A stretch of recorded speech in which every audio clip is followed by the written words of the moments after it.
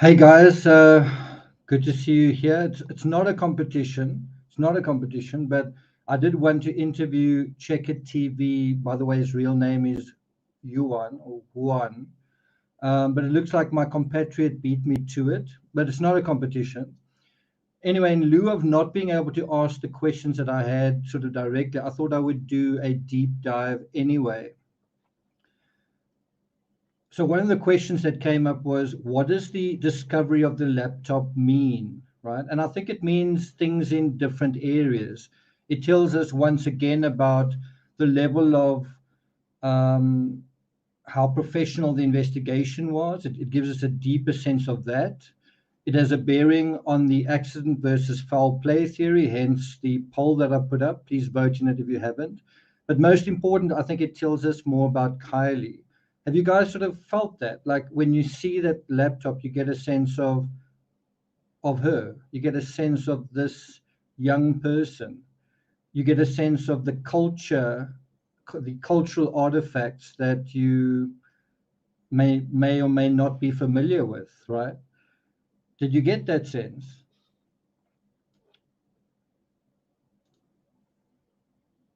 Liesel Maguire says, hi, I finally made a live.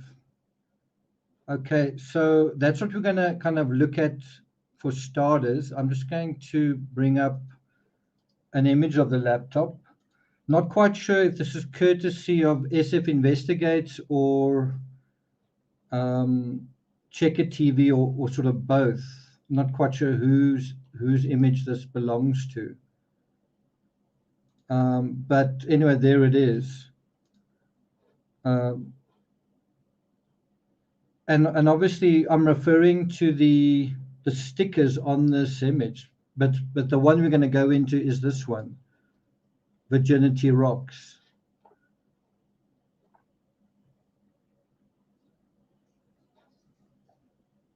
Terry Deans has made me furious. Those precious items were sitting there eroding away. Terry was actually at the site herself. So we'll circle back to how one gets confirmation on information, which is an area I think that social media is traditionally very weak on. But suffice it to say, Kiely's grandfather has verified the laptop as Kiely's. I think that was just mentioned in my compatriots live. That is kind of word of mouth from the creator of Checker TV, who hasn't given us his name. I'm not sure if he has. I haven't seen it. That's always important when it comes to credibility. This is my name, identify myself, because often you can hide behind an avatar, right? But you would imagine if it wasn't true that Kiely's grandfather or a family would say something about that, right? And so that then brings us to the first area I want to talk about, which is the stickers. There are quite a few. There's Rip and Dip. There's that one as well. Looks like someone painting, drawing a cat. It looks like it also says drugs. I don't know if it's drugs or bad, but and then yeah. So we're going to start off with Virginity Rocks, right? Now, a lot of people do this. They personalize their laptops with stickers. It's not something I do. But the one that stood out for me was Virginity Rocks. And I think some channels I've seen have already touched on this before, but I want to dive into it a little bit deeper. Virginity Rocks, some of you may know, isn't what you think it is. It's not kind of activism for celibacy. It's definitely not that. It's the name of a merch line by a very popular YouTuber, 30-year-old Danny Duncan from Florida. Danny Duncan has been on YouTube since, I think it's 2014. Is that right? I think he's been on for around about 8 years.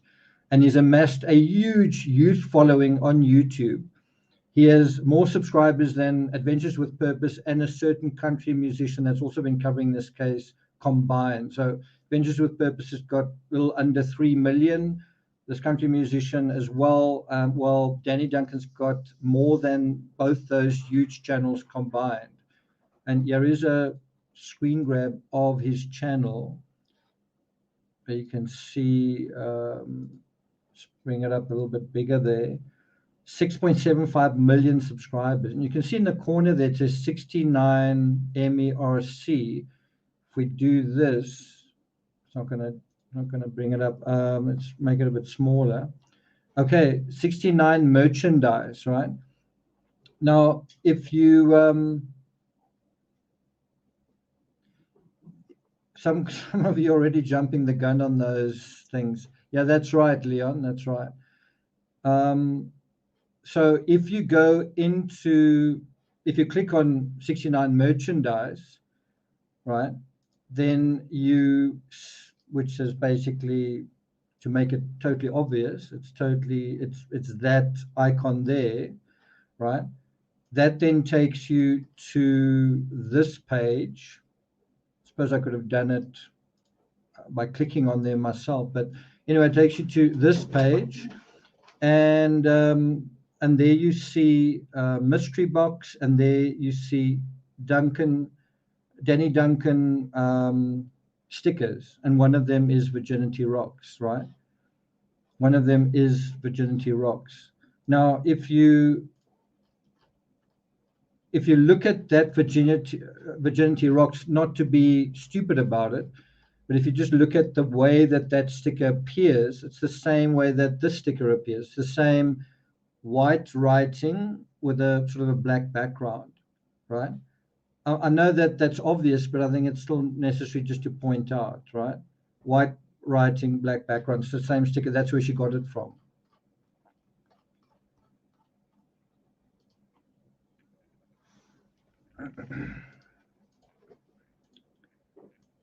So let's put it up like that. The other stickers there as well. I love hot moms and so on. I'm not going to read them all out, but it kind of gives you a bit of an insight into Kiely's interiority, her interests, the whole vibe that is going on with them, right? And you might say, what has this got to do with it? That this isn't true crime. And I would agree, this isn't rocket science. Finding out where she got the stick is definitely not rocket science. The rocket science part is looking at Danny Duncan's site and getting it the way a teenager, especially a 16-year-old teenager, might, right? In other words, it's putting yourself into the shoes, into the mind of a teenager. And I feel like, I'm 50 years old, going into the mind of a 15-year-old is a huge leap, definitely is. But in true crime, you've got to keep doing that, whether it's an older person or a younger person. In the John Benet Ramsey case, I would argue you've got to go into child psychology there to a large extent. There's a 9-year-old there, there's a 6-year-old. Have people really done that? I would argue that they haven't, right? So you really do need to put yourself in the shoes of these people. And that is true in true crime in general. You need to put yourself in the victim's shoes. What I very seldom see is people putting themselves in the shoes of the perpetrator. That's criminal psychology. But everyone wants to say the criminal is evil, the criminal is a psychopath, the criminal is a monster, is nothing like me. And so now you're not going to have any idea how he did what he did, why he did what he did, how he was thinking, because you just refuse to take that step. I think it's so important in this case to try and get to know Kiely a lot better. And I must say, whenever I've done that, I feel like lots of doors and windows and dimensions have opened up to getting a feel for what likely happened at that party. There's a big shadow, a big mystery surrounding those events. Well, one way to get into that psychology is to start paying attention, to kind of get curious, right? Okay. So just going down, let's call it the rabbit hole of Virginity Rocks reveals so much, right? Just doing that, just saying, I'm curious about this sticker. What does it tell us? So as I say, the rocket science part is looking at Danny Duncan's site, but just not from the perspective of you looking at it. Imagine it's Kiely looking at it, watching it. I mean, she's got her laptop in her vehicle, What does she do for fun? What does she do in her downtime? What does she do for entertainment? If you go into true crime every day, what did she do every day? So how did she, as a 16-year-old girl, what impact did Danny Duncan have on her, right? You would think that she's got a Virginity Rocks sticker on her laptop for a reason. So if you go onto his site, and I recommend you do, he's got an Instagram, he's got a Twitter, he's got a YouTube. All of them basically have a similar currency of content. So you wouldn't even have to go on all three, but going on all three is definitely useful. But what you do see is you see a lot of content with vehicles, right? And I could just stop there. I could just stop there and say, do you know where I'm going with this? But there's a lot of content with vehicles that are driven into water, driven over ramps, crashed, pumped, or destroyed in some way. It's guys having fun the way guys have fun, young guys. And I think it's fair to say that his site is basically themed around a currency of cars and girls. Would you guys agree with that? Like, do you think that that's a fair statement to make? Like, I don't know if there's anyone here who is a big fan of that site and has been watching it all along. Do you think it's fair to say it's a site that sort of pays homage to cars and girls? It's just a lot of sort of pranks and viral stuff around cars and stunts with cars and all that kind of thing.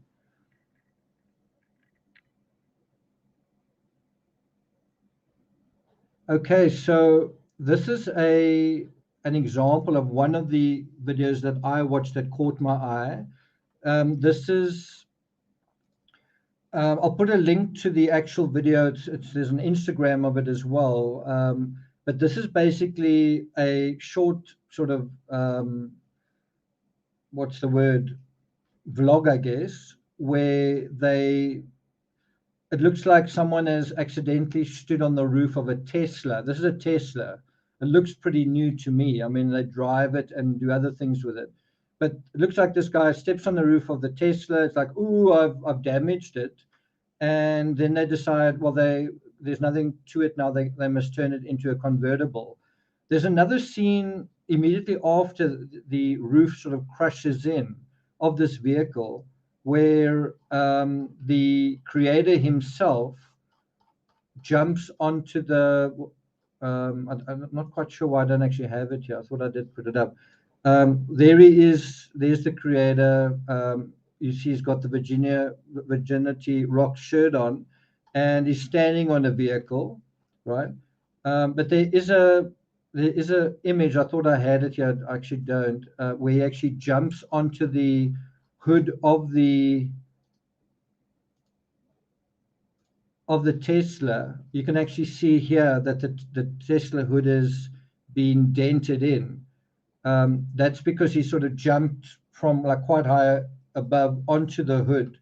And so it's kind of like just this really free free living way of kind of messing around. And so, it's like, oh, I dented the roof of the Tesla, let's tear the roof off and turn it into convertible, right? And then that's what they do. And so I wonder if I can actually show you guys the video. So there is the video. Yeah. So you're going to see him jump now onto there we go, right? And, if you think about it, it is kind of horrifying. Like, it's a Tesla, what are you doing? And then that is, of course, why it gets these views, right? And then watch him stomp against the scanner here. It's just, now it's going to come now. There we go. So you kind of got to wonder, like, whoa, how much did it cost to do this? Basically destroying this vehicle, but sort of also having fun with it. And I mean, that is basically the final scene in this thing is you see he's kind of, there he is he's now got a convertible, and there are 3 babes with him, and it all ends happily ever after, right?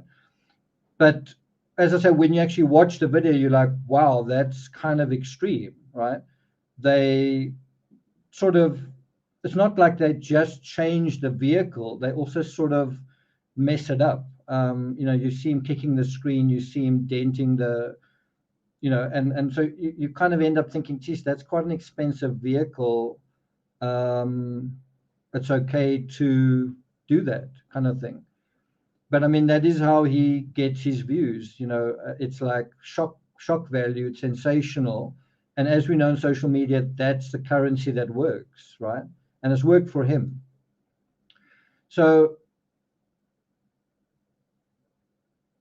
in the final scene, you see him with 3 bikini babes, and it sort of all ends happily ever after. It's almost like a fairy tale. If you think about I know it seems to be overthinking, but if you think about this almost as a narrative, it starts off the way it could start off. You've damaged your vehicle, and a lot of teenagers do. Well, don't let that stop you. Turn your vehicle into something better than it was, and then you end up getting laid anyway, or as a result, turn a negative into a positive. You know what I mean? It's playing with that sort of kind of simple psychology. So you see, Virginity Rocks is kind of tongue-in-cheek. It's not really like an activism for celibacy. It's definitely not that. So Danny Duncan is actually a hugely successful youth brand, so much so he's even gotten some cred in the New York Times, right? And it's for me, quite ironic how it says there, what a mask uncovers. And then there it is, all of a sudden, Virginity Rocks, right? And this is the merch of Danny Duncan appearing on I don't think it's the front page of the New York Times, but certainly in the New York Times. And then just reading a little bit from this article, it says, a clothing line inspired by a YouTube star has found its way into malls and schools, stumping adults in the bargain. It can be traced to Danny Duncan, a 27-year-old YouTube personality. And I think what he did was there's something about a kid who wore his shirt and got expelled from school or kicked out of school or sent home from school. And he then went to that school and gave everyone those shirts. I'm not sure if this story touches on that, but yeah, it could actually be in the story. But anyway, there's another page there. You can actually see him sitting on a vehicle, right? And there's a lot of sort of gameplay on that theme of playing with vehicles. They're just toys, they're just toys on the way to getting where you want to go, right?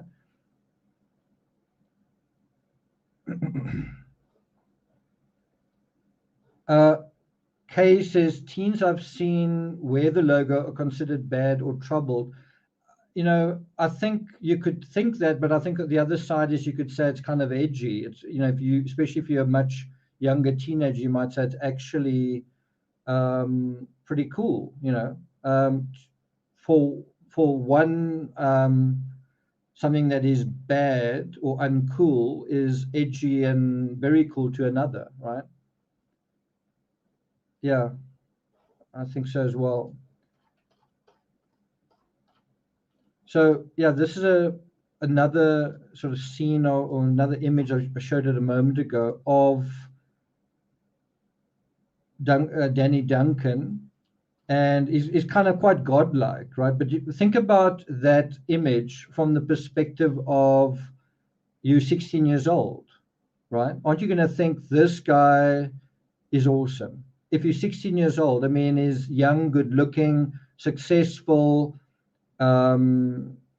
authentic in his own way. He is who he is. He's original, and everybody loves him. Well, aren't you also going to love him as a 16-year-old, right? He's the new celebrity, right?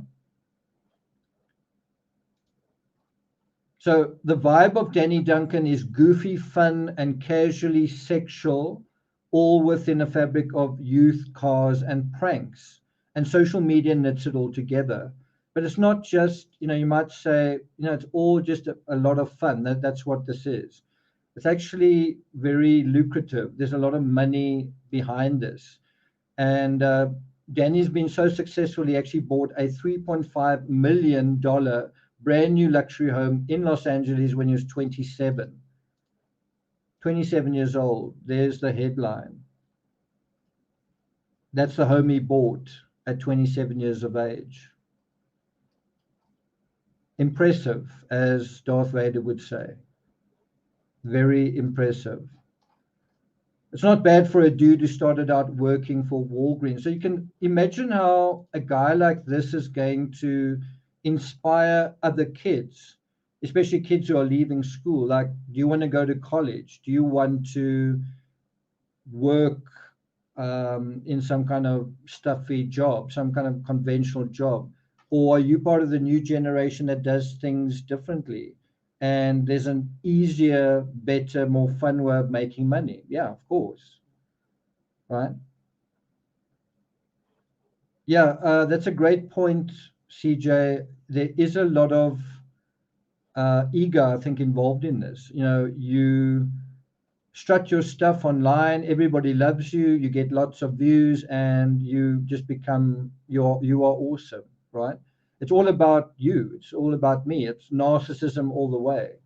It's kind of fun and so on, but it's not narcissism in any way that's unusual to any other narcissism. It's basically the common currency for today. I'm certainly not taking a shot at this particular creator. I'm simply saying this is where we are. This is where things are headed, right? So can you imagine so by the way, today's influencers often out earn many current celebrities, whether musicians or actors. It's another way to come from nowhere, to sort of be your parents weren't actors or they didn't go to Harvard or whatever. You can kind of come from nowhere. You don't have to have really a lot of money or connections necessarily. And so you can come through the ranks of YouTube and take the world by storm. And we've seen that with some musicians. Isn't that how Justin Bieber got his start? Could be wrong. But can you imagine the influence of these guys on, say, a teenage Gabby Petito or Kiely growing up?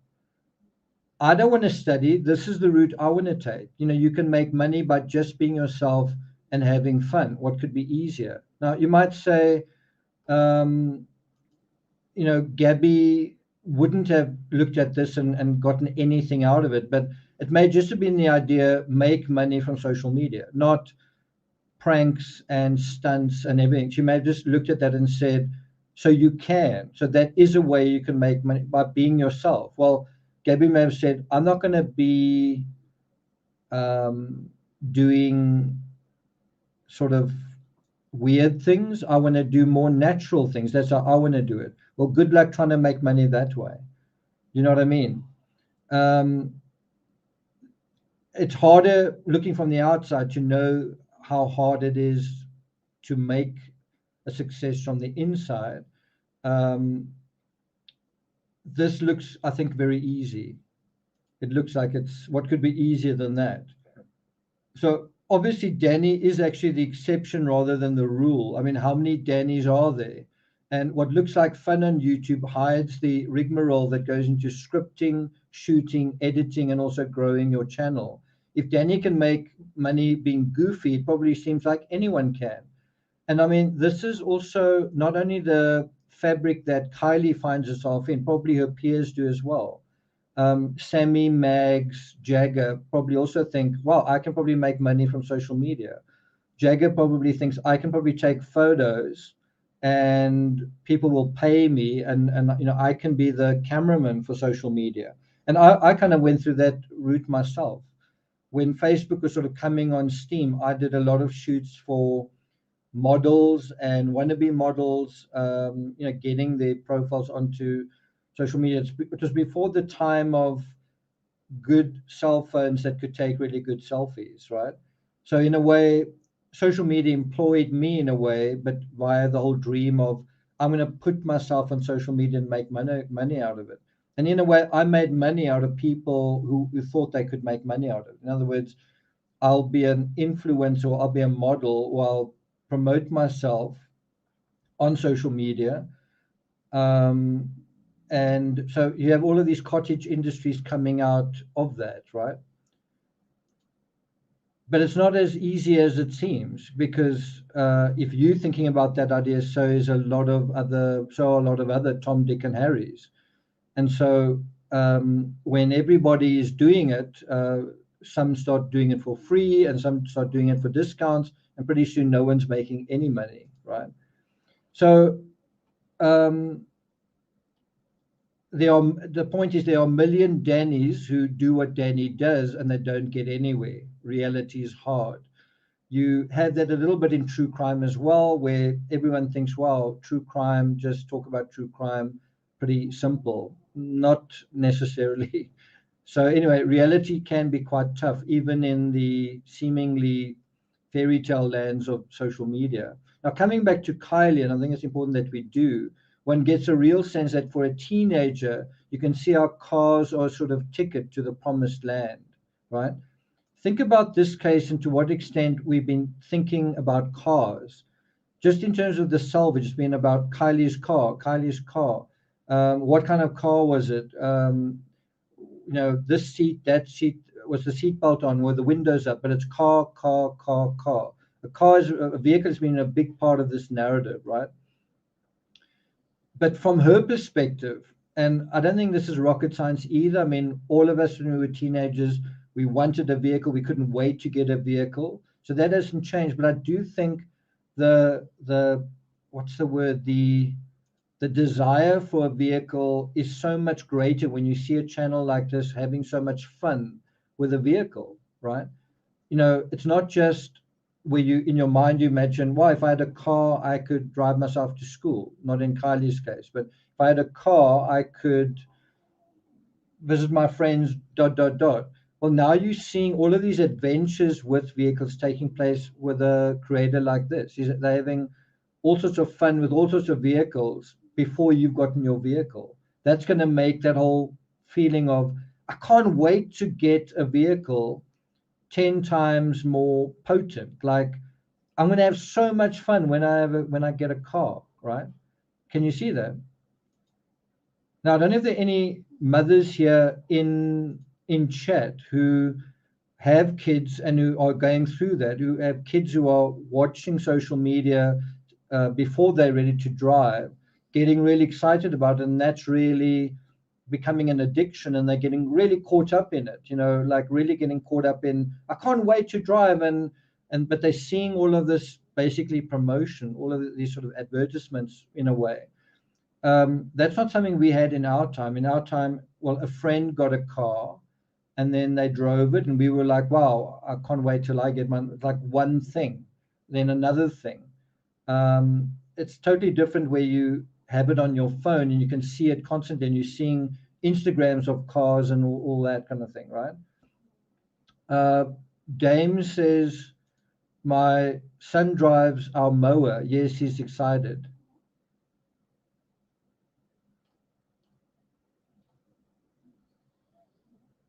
Stephanie says, we're just trying to get to know Kiely, the stickers she bought, or those to stick on her laptop. I can imagine if someone's come late into chat, you've got no idea what this is about. We're trying to get to know Kiely through the stickers. Kay says, I think the stickers are very telling of personality.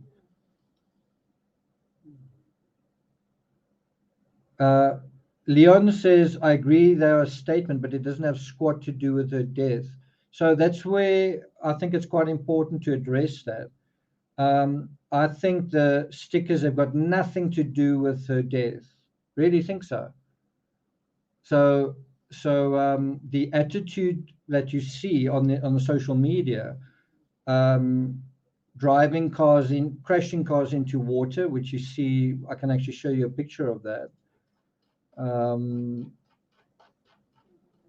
So let me show you a couple of pictures. There's one. This is actually doing donuts, which we saw in another sort of fake video. It looks like I don't. Do I have it? Actually, do I have it here? I don't actually have the. I took a screen grab, but it looks like I didn't put it up here. But if you go to his channel, there is actually a title image where you see a vehicle going into water. Now, I'm not saying somebody saw that and decided to go into water. All I'm saying is there's a bit of a recklessness about vehicles on this particular guy's channel. Let's have fun with cars. Let's drive fast. Let's spin vehicles on dirt. Let's ramp over things. In other words, there's not a typical caution and respect and whatever, where you would be like, I've got a vehicle, I must now be careful, right? And you might say again, that's got nothing to do with her death.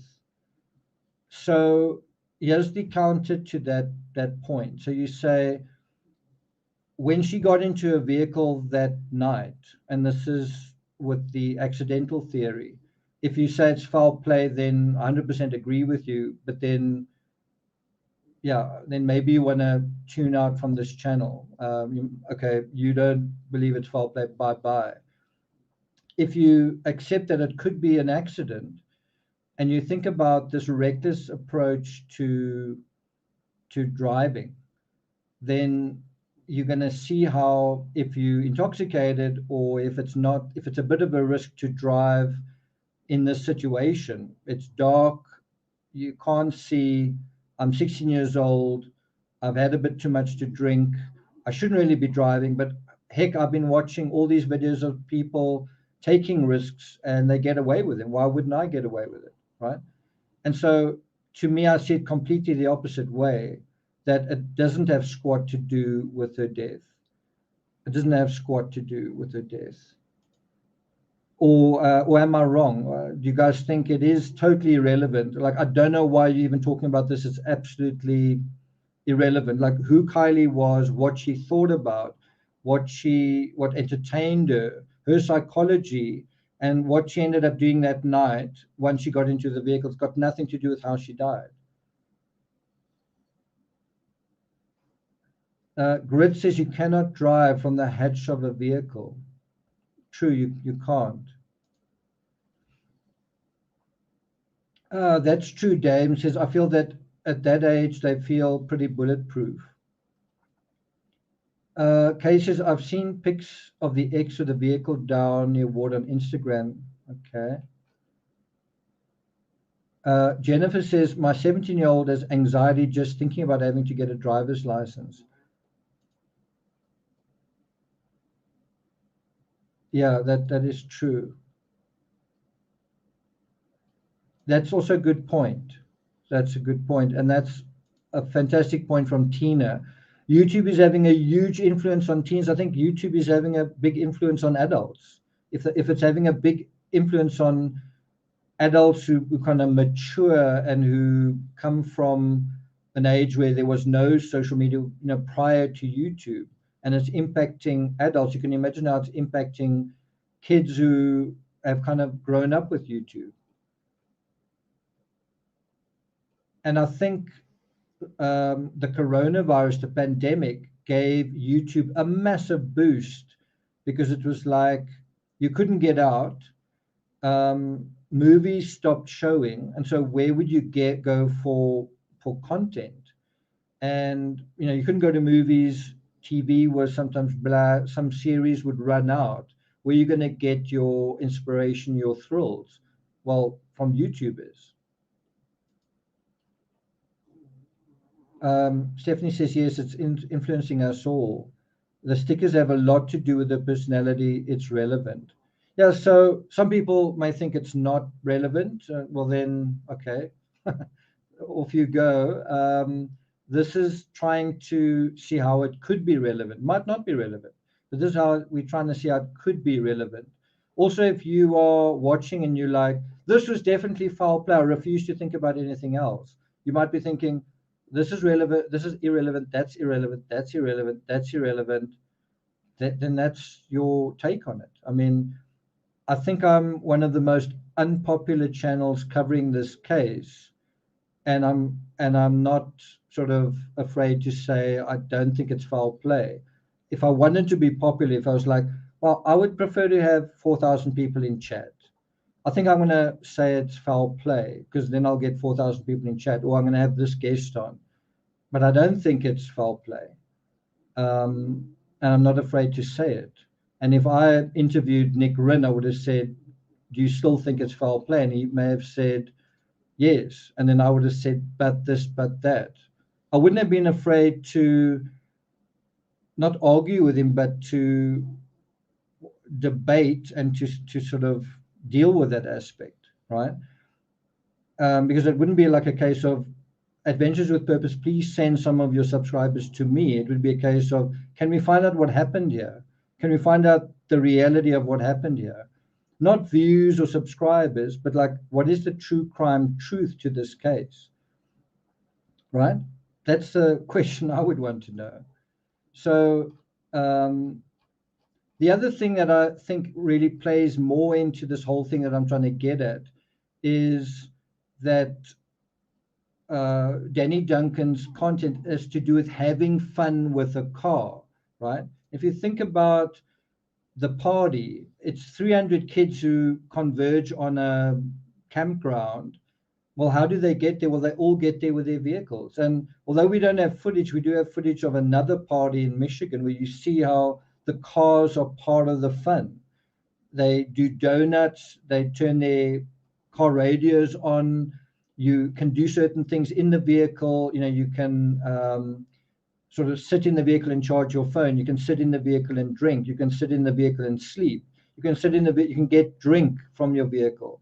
You can get laid in a vehicle. The vehicle is kind of like a lounge in a campground situation. It's also like bragging rights. Well, I've got this really wild vehicle, come check it out. You know what I mean? The vehicle is part of the whole fabric of this party, right? And it's all fun and games, and you know, maybe you go get in a vehicle and you drive at speed over the dirt and show your shock absorption or whatever, or you do donuts, and it's all fun. And so you're having all sorts of fun like that with the vehicle. And then when you leave the campground, you really think it's dangerous when it's been all about being reckless, right? It's all, so Danny Duncan cites about, look how much fun you can have with a car. Look how cars bring cute guys and girls together. Look what a thrill ride it is. And a car is just a tool. A car is just a tool for having fun with. I don't know if you guys saw in that clip about with a Tesla, it's on Instagram. He kicks out the sort of monitor. You know, like I don't know if the speed of the monitor and the speed of his phone are different. So he's saying this thing's broken, so might as well break it. I'm not quite sure what that's about. But it's really about kind of having goofy fun on a vehicle, right? And if you damage a vehicle, that's funny, and it's it's funny. You know, it's not kind of a big deal. Yeah, that's the idea. That's the idea. So here you actually have the vehicle being literally torn apart, right? And you know, they tear the roof off, they tear the whole top of the vehicle off, and then it all ends happily ever after. You know, I damaged the vehicle, but it was fun in the end, right? In other words, don't worry about making mistakes. Don't worry about being a little bit reckless. That's kind of the message of the video. Excuse my French, it's basically fuck one car up and you can get another one. Danny's message also seems to be one of excess and conspicuous consumption. He's not unique in this. He's not like the only person who's doing this. It's not like he's invented the wheel. You know, he's doing something that is very popular on a lot of channels. You laugh at being materialistic while nevertheless lounging and luxuriating in it. So just a reminder of what conspicuous consumption is, right? Just a reminder, conspicuous consumption is the practice where consumers use goods of higher quality or in greater quantity than might be considered necessary, right? Now, that I think would be almost like a t-shirt in itself. I mean, how many really awesome vehicles does he destroy? Or, I mean, the Tesla's a really good example. I mean, did he really have to do that to a Tesla? Couldn't he have done that to a Lamborghini? I mean, do you get what I'm trying to say? So the conspicuous consumption aspect is pushing the whole excess narrative, you know, of push the boundaries of having fun.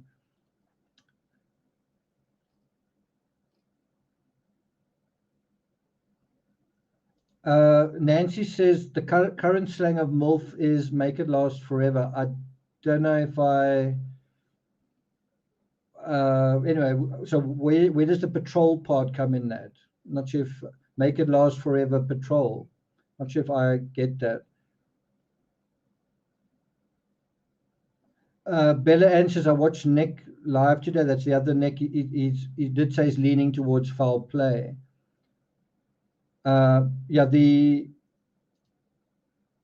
Check It TV isn't, though, which I think is quite interesting. I think it would have been interesting to have them debated, you know, at the same time, to have Check It say what he thinks and Nick say what he thinks at the same time, and then sort of reason with one another. But of course, that could be a little bit problematic if your goal is views and whatnot.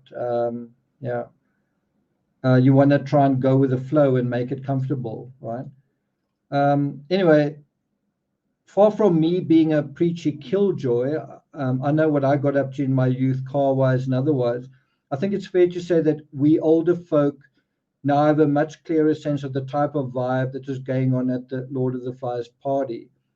So in other words, what I'm trying to get at is by going down this sort of rabbit hole of the sticker, you might say, what does the sticker tell you? But the sticker takes you to the merch, and the merch takes you to the creator, and the creator takes you to the vibe, and the vibe takes you to the culture, right? And the culture takes you to the psychology of what Kiely is into and interested in, not only her, but her friends as well.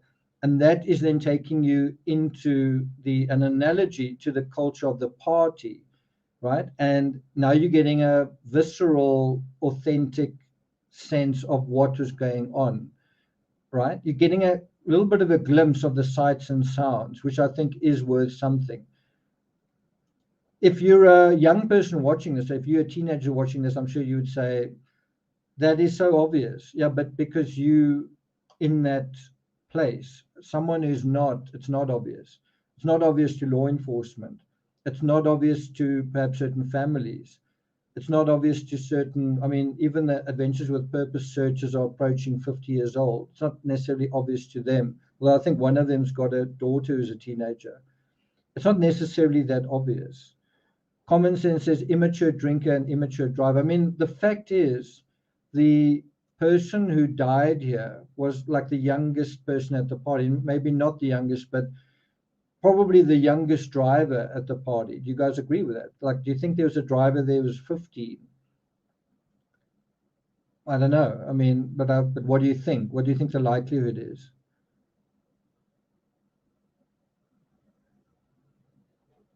Okay.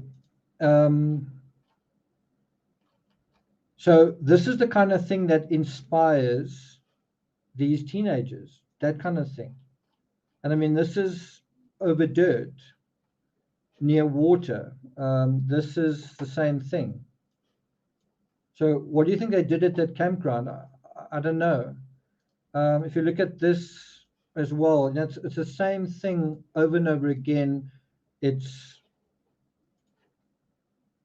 going over dirt ramps and going into the air and so on. And if you think about it, just in terms of optics, Kiely went over a dirt ramp into the water, right?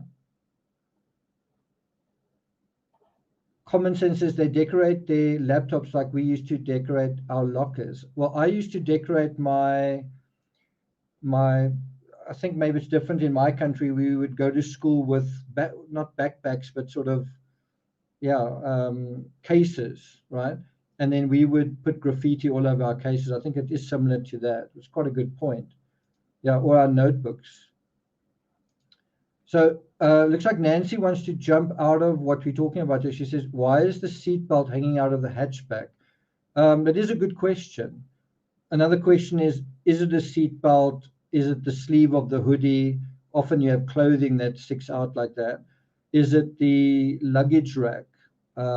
Is it a sign of foul play, or is it the sign of closing the hatch on something? I don't know. It could be.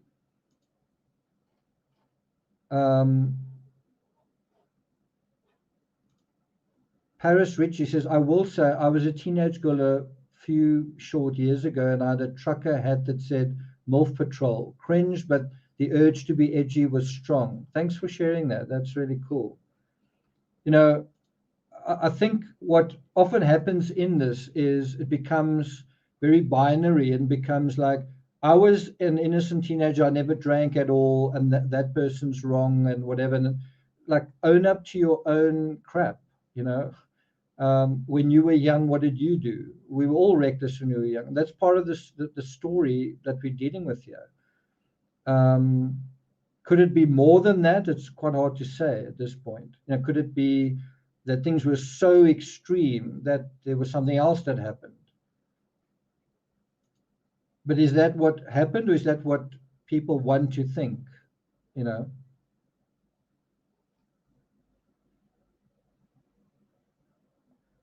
So Kai Cat says, I don't think Kiely was as conservative as you have liked people to think. It's a good point. That's also another one. Could that be a strap from a backpack? To me, it definitely looks the same width as a seatbelt. Definitely does look the same width. But it's one of those things where you can't see so clearly. So can you say absolutely that it is? It just seems to be quite difficult to get a seatbelt. Like if you literally try to do that, I think it would be quite difficult. Like if you literally wanted to trap your seatbelt into the hatch, you might struggle. I think is worth bringing up. Anyway, so I don't think kids weren't ever turned on by fast cars and sexy semi-clothed bodies. Now, I don't think you can ever sort of let me bring up this a little bit more. Don't know if you can see that, but I don't know if kids were ever not turned on by fast cars and sexy semi-clothed bodies. I mean, it's part of growing up, part of being a teenager. But I think the level of it, the volume has turned up. I mean, can you imagine in your day, right? I'm talking about folks my age, wearing T-shirts saying the word F-U-C-K on it, or like, do you think you would be able to get away with that? I wouldn't in my time. I simply wouldn't be allowed to do that. Now it's edgy and cool. I remember once going to visit a girl I'd met, and I had this T-shirt and it said, I'll ride anything Mother Nature throws at me. And it had a picture of a wave, right? And I really liked that shirt. And my uncle said, you are not going to visit her with that shirt. And I said, why? And he was like, I'll ride anything Mother Nature throws at me. And I was like, cheapers, I would never have thought of that. And of course, now that after he said that, I can't actually remember if I did go wearing the shirt or not. Somehow I think, knowing me, I wouldn't have. Actually, it's hard to say. But I mean, that's a lot milder than what we're talking about here. Paris Ritchie says the belt supposedly stretches about 9 feet past the trunk. Okay. So since people are talking about this, let me address it. So are you really saying that in a foul play scenario, you're really saying that Kiely wasn't put in the front seat, the driver's seat, with a seatbelt on to make it look like it wasn't foul play? So instead, somebody put her in the trunk and put the seatbelt on there. Is that what you're saying? Because that doesn't make any sense. It makes sense from the I'm desperate to believe it's foul play. And here I've got a little bit of a clue that helps me with that. But wouldn't it make more sense if you were doing that to put her in the front seat, the driver's seat, with the seatbelt on? How on earth would it make sense to put a seatbelt on in the rear area? If you can explain that to me, I'll be glad. I mean,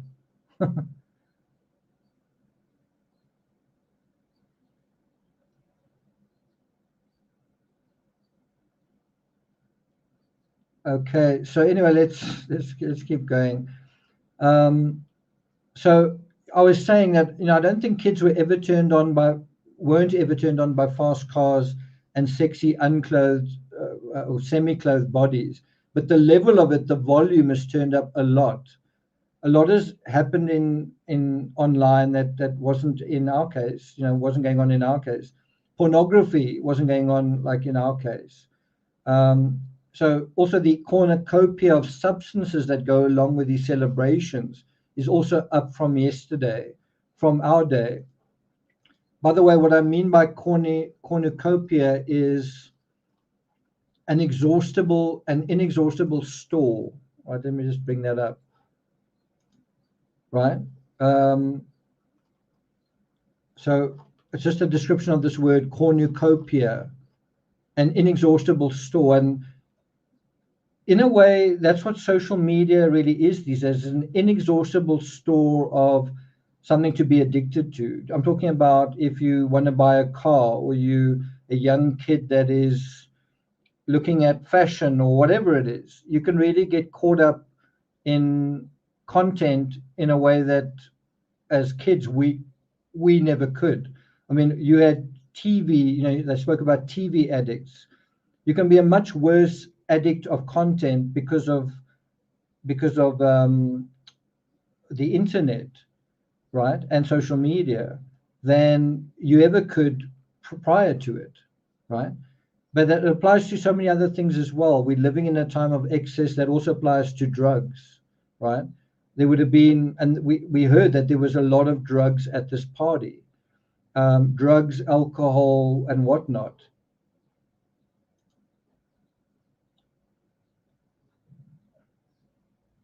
Julie says, no reason that a bit of cargo belt wasn't sticking out from the last time the boot was opened. Yeah. So, of course, youth is about abundance. Now, this is quite cerebral, what we're talking about now. If I had the creator of Checker TV on, and as a guest, I don't know if I could have really had this conversation the way that I guess would have wanted to have it, this sort of quite cerebral conversation where you say youth is about abundance, youth is about excess. I just wonder, if you're 16 years old and you're born into a world where social media exists, where online was online when you came into the world, do you know what excessive is? Do you know what the boundary is between sort of normal excess and excessive excess, right? Even when you're deciding to enjoy life, to be excessive, if you think about even this creator, Danny Duncan, it's all about being excessive, going to extremes. But even he must say, I think that's maybe taking it a bit too far, right? There are clips of him running around naked, but he sort of covers himself. I'm just saying, when you're 16 years old and it's all about be excessive, be extreme, do you know where to draw that line? Do you always know, right? Did you know when you were 16? Um, And you might say, I think you're overthinking it, but if you take it further, Kiely was about half Danny's age. Now, I am kind of oversimplifying this, right? I am kind of saying, looking at it almost in a very binary way, in this little universe, there's only Kiely and there's only Danny. And Kiely is a teenager, but she's actually also got friends. And there's Danny, but there's also other social media. But I'm just saying, if you just imagine it in this little microcosm, this sort of little aquarium, that there's just Kiely and there's just Danny. Kylie's 15, 16 years old, and Danny's 30 years old. Danny's entertaining older kids, right? College kids, 20 somethings, not really, yes, teenagers, but I'm just saying Danny is a 20 something that's just become a 30 something, right? So for Danny to be doing certain things, that's normal. But if you 14 years old and you can't drive yet, you are looking into that world of youth culture, and you definitely, it's a sense of aspiration, jealousy, envy, all of those things, right? So imagine you were Kiely living at the Lost Trail Lodge, and you're looking at all of this abundant life from Danny. You're looking at all these people he's with, all of this fluid interaction and motion that's taking place, but you kind of stuck at the Lost Trail Lodge, especially in winter, especially during a pandemic, right? And you want to cut loose, and you want to drive fast, and you want to live. You want that excitement, right? You want that excess because you've been in a place of kind of denial, right? Denial is not the right word. Deprivation, maybe that's too strong a word, but you get what I'm saying. But I'm just trying to say, Kiely was quite a young kid that was looking on at the antics of someone who's been driving for quite a long time. It's not another teenager who's trying to drive and trying to figure it out. She's 13, 14, 15, 16, watching all of these goofy car stunts. How do you go into the world appreciating the ordinary dangers of driving when that's what you're looking at? It's easy to see a side to Kiely that was well brought up, intelligent, and with a strong work ethic, but the social media side is a departure from that, right? Now, think about this also in a weird way from Sammy's perspective, right? Can you imagine Sammy is with Kiely in the vehicle and she sees the Virginity Rocks sticker? Sammy also knows what that means. It means live fast, live forever.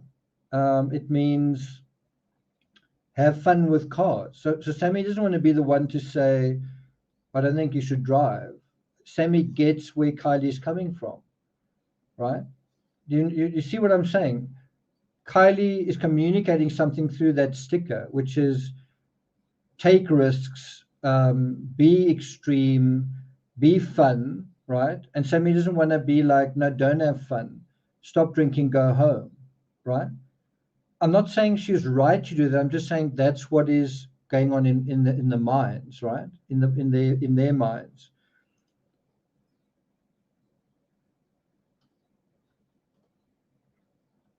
Common sense says no one would try to hide her in that tiny shallow lake with clear water. Yeah, that was something else that came out, that the water is quite clear. I do think it's absolutely inevitable if you've got a channel with 2.6 million viewers saying it's foul play, everyone's going to think it's foul play. I mean, their base is going to absolutely believe that, and they're going to be pushing that. So why would you not? You get what I'm saying? If you've got a channel with 2.6 million, whatever it is, subscribers saying it's foul play, it's suspicious, then that's totally going to be the dominant narrative. Obviously it's going to be the dominant narrative. I'm simply saying I disagree, I guess. That's what I'm saying.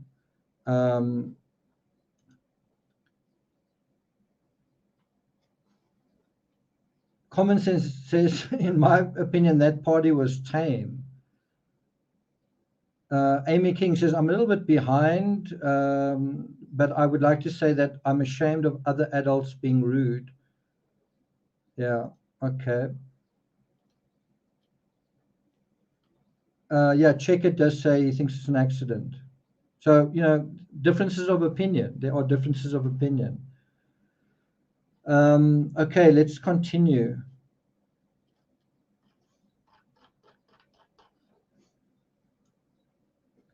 I'll try and deal with the comments in more detail when we sort of get there.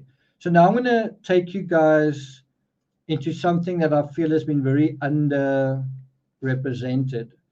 Like, I really feel like in our attempt to get to know Kiely, this part's been it's been missed. It's a kind of a missing piece, right? So let's just go to that. So this is social media from the Lost Trail Lodge, and I don't want you to so much look at the pictures, but at the descriptions beside them that I think are invariably written by Kiely's mother, perhaps her stepfather, right? So let me bring it up to full screen. So she says here, it says you are enough, right?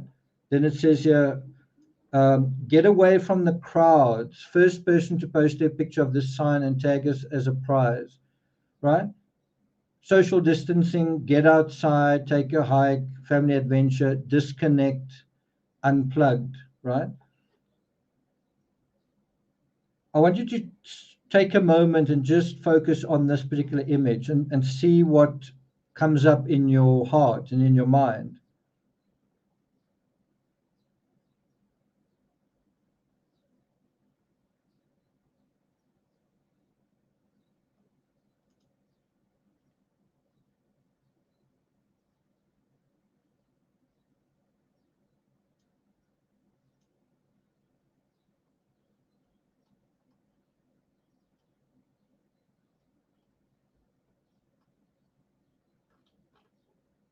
Any thoughts?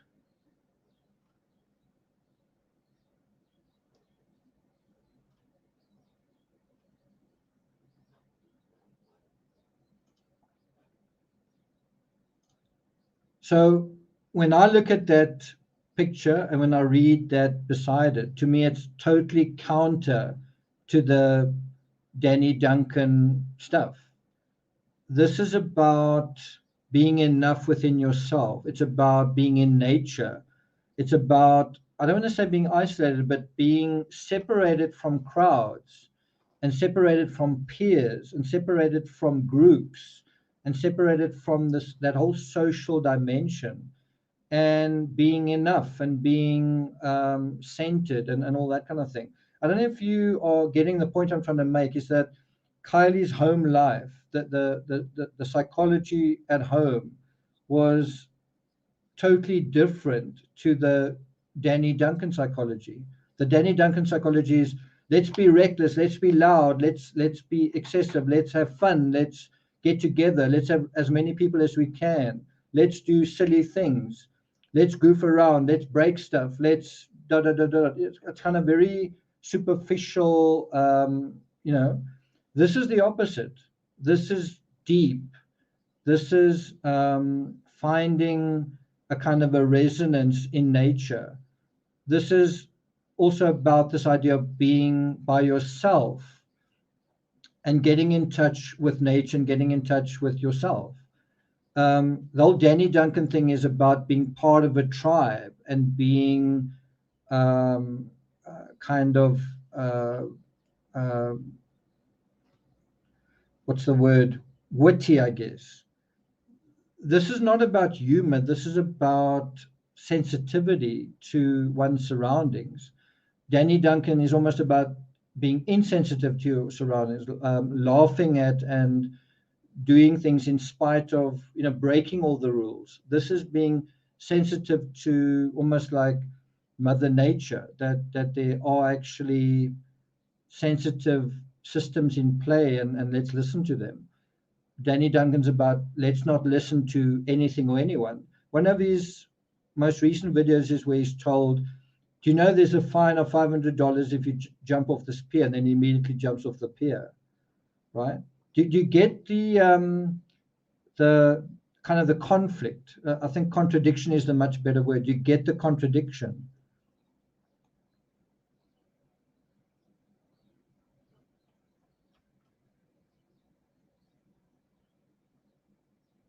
Yeah, that's absolutely fine. We can and we should remain open to all possibilities. Liesel, I would say that, and this is just my perspective as someone in true crime, I think you can't be investigating a case after a month, 2 months, or a year and go, you know what, I still am totally open to anything could have happened. I think when your knowledge base increases, at some point you've got to start saying, I'm moving in that direction. Otherwise, yeah, I don't know. So it's always curious. It's always important to be curious, but I think at some point you've got to start moving in one direction and away from another. Otherwise, have you really not noticed or seen anything, right?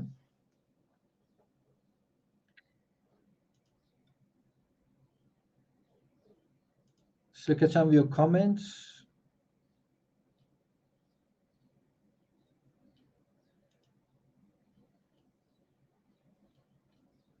I'm quite surprised that no one is really responding to what I've just said here about this, how this stands out. Like, I'm quite surprised that you're not. Maybe it's because I'm not communicating this as a narrative, like in order. But when you juxtapose the Danny Duncan stuff, the Danny Duncan social media, with Kiely's own mother's social media, you get this jolting change. The one is the culture of the one is totally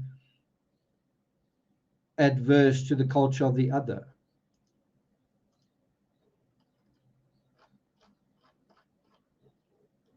I don't know if you guys see that. Yeah, two different lifestyles. Anyway, let me continue. Jennifer Comstock says I did, at least. So that's good to hear. Okay. So then there's this as well. Let me just go through these. In the forests and mountains, animals do not leave trash. Humans do. Please behave like animals. Now, if ever there was an irony to what we're trying to get at, that is it. I mean, the whole question is, to what extent did that crowd act like animals, right? And I think those who believe in the foul play narrative are saying, yes, there definitely were animals there, and they actually committed a crime. They actually committed murder.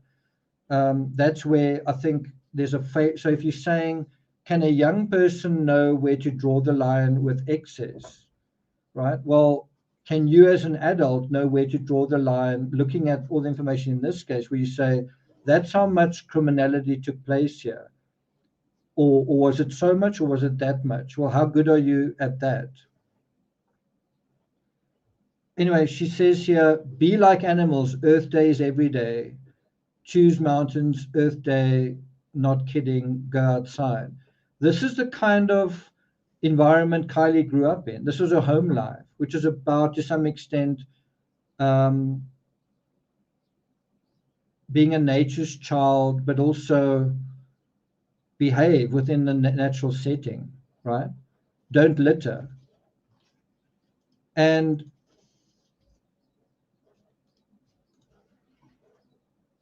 you might say, you know what, all of this is neither here nor there. You know, it's you're just doing this or whatever, you know. But here is a really good example of what I'm trying to get at. So this was posted 26 March 2020, just 2 years ago. That is Kiely over there on the left side, right? Do you agree? Do you agree that that is Kiely, right? Do you agree that that is Kiely? And she looks like she's shoveling snow, right?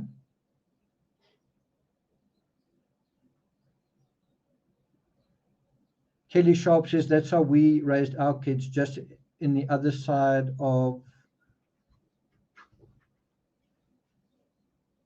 the country, in the Smokies. Okay. So anyway, this is. Do you guys agree that that is Kiely though? Like, you get that? Yeah, Joe. I'm trying to like kind of ask the question. Do you agree that that's Kiely? Yes, and then we look at what it says there. That's all I'm trying to get at.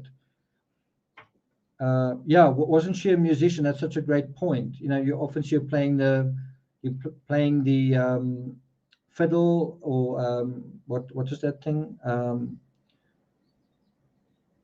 Anyway, some kind of guitar like thing, banjo. I'm not quite sure what it was, but and then singing along as well. So she also has a strong musical thing as well. Uh, Okay, anyway, so you guys don't know if that's Kiely or not. Okay, anyway. So mother writes here, what kind of mother forces her children out to do chores in a wet snowstorm and tells them they can't come in until they're getting along? Me, I'm that mom. So yeah, I guess you could say, but that's not Kiely. I don't know who that is, whatever. Anyway, if you assume that is Kiely, her mother is actually saying she, runs quite a tight ship. She does chores, right? um, I'm that mom. I'm the mom that is quite strict with my daughter. And even in the context of this case, she said that there was a curfew for Kiely, and she, what's the word? She lifted the curfew because Kiely wanted to go to this party. So you get the idea that Kiely was brought up in quite a rules-based home, and that was the attraction of Danny Duncan, that this was someone who broke the rules. And I think that's true with so many kids. I know it was with me. I grew up in a very disciplinarian type home, extremely so, excessively so. And that's probably why that's probably why in my entire life I've kind of become a freelancer. I didn't like working for someone. I didn't like being told what to do, because I was told so much what to do as a kid, and I listened. Well, as an adult, I could choose that I don't like to be told what to do, and it was the right decision. But the point here is that it looks like her mother. I'm not saying that her mother was excessively so, just that she grew up in a place with rules, and Danny Duncan, that whole zeitgeist, offered an escape from that, and so did the party. That's the thing I'm trying to get to.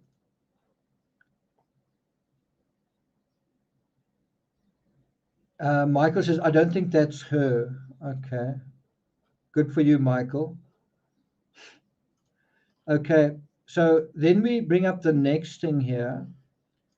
This is also from the social media, from Lost Trail Lodge, and it's quite an interesting picture because it shows a desk. It shows the books at this desk, Galapagos Islands, Sierra Nevada, and so on and so on. And there are also words on here. If you want to look at those, there is looks like an art book, and then she writes. This was just 2 years ago. Today, I'm grateful for our mini school library and our daily homeschool routine. So there's a routine there. What daily routines are you keeping up right now? Are you finding yourself creating new ones? If you're feeling overwhelmed trying to teach your kids at home, please reach out for support. You're not alone. Hashtag homeschool, hashtag daily routine, right?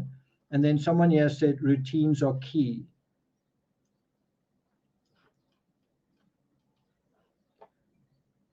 Danny Duncan offers a life that's beyond routines. It's not 9 to 5. It's whenever, right? Okay. Do you guys see where I'm taking this, or not? Here's another. I just thought it's quite sort of emblematic. This is a shot of a tree just with the word boundary on it.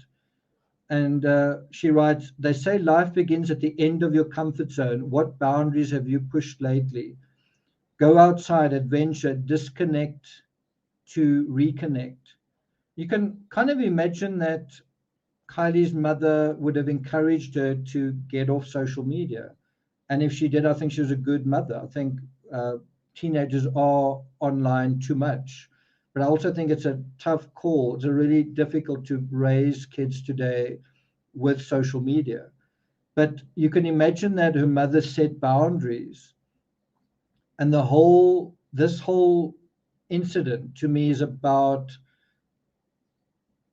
a boundary being crossed. And what's the boundary? Drinking while driving, right? That was the boundary that was ultimately crossed. There are those here who think, no, the boundary is foul play. Someone committed a crime. Someone committed murder. That's the boundary you think was crossed, or that lots of people think was crossed. I think the boundary was, she was so caught up in certain boundaries that a lot of young people are. When you're a young person, you've got to do as you're told. While you're under my roof, do as you're told. When you leave home, you can do whatever you want. Well, Kiely was about to reach that point. And so this party was in a way of starting to think about crossing those boundaries in a sort of aftermath. You know, I'm going to go to college. I'm going to have fun. Well, I'm going to start having fun now. I'm going to start crossing those boundaries now. Yeah, no, I think her mother was a good parent. So this is another image. This is a little bit of a sensitive image because it's got a youngish person in it, but it's nevertheless quite important. I have removed you can't see the youngster's face, but there it's written, our children look to us for cues of how to behave and what kind of humans to be. Take time to make adventure with them. It's never a wasted moment. Hashtag make time to play. Hashtag they're only little once. Again, hashtag disconnect to reconnect. What do you think that disconnect to reconnect means? It's disconnect from the internet. It's also disconnect from the urban world, right? And this was probably written by, well, I wonder who wrote this. I don't know if it's hashtag good dad was written by, anyway, but it's they are very conscious about how their children are behaving, right?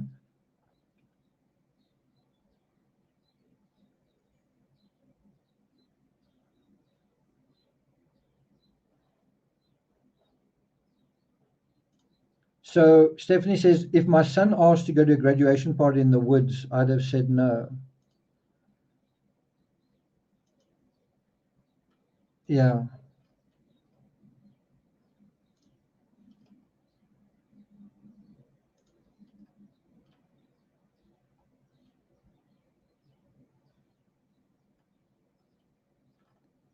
Okay. So where the Lost Trail Lodge is founded on traditional values and nature, do you guys see that? Like if you just think about the last half dozen or so images I've shown you, just those, but I mean you can go through all of them. You get a real sense that the home life it really looks wholesome. It really looks like traditional values. It really looks like a kind of a closely knit family and a family culture. It's all close to nature. Danny Duncan transcends all of that. Danny Duncan seems to have no family. I don't want to say he doesn't have any family values, but it's all about friends, the culture of friends, the culture of fun, the culture of you get what I'm trying to say? I'm just trying to say there's a cultural difference between her actual family culture and the culture that she was sort of interested and aspiring to. Does that make sense?